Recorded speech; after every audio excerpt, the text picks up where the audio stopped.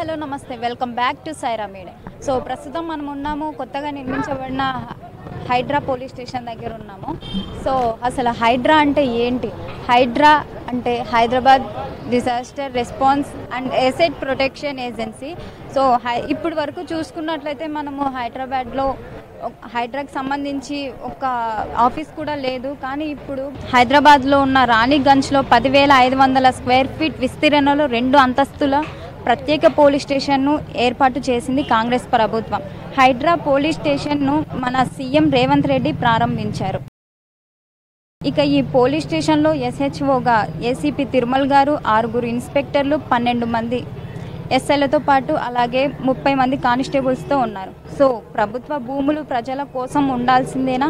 అందుకే ఈరోజు హైడ్రా అనేది కేవలం కూలగొట్టడానికి కాదు, నిర్మాణాలు చేయడానికి, ఆక్రమించుకున్న వాళ్ళని నియంత్రించడానికి ఎంత గొప్పవారైనా ఖచ్చితంగా చట్టం ముందు సమానులేని నిరూపించడానికి ఈ రోజు తీసుకొచ్చినాం.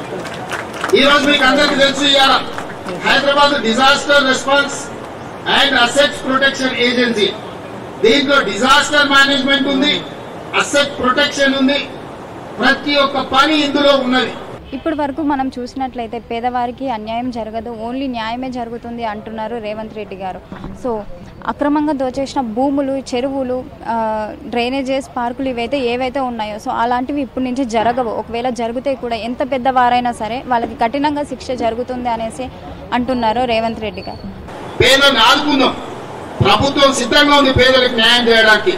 పెద్దల పట్ల మాత్రం కఠినంగా వ్యవహరించండి. పెద్దలను ఎవరు మీకు ఎంత ఒత్తిడి వచ్చినా పెద్దల గురించి మీరెవరు ఆలోచన చేయాల్సిన పని లేదు. మీ ముఖ్యమంత్రి మీ తోడు ఉన్నాడు.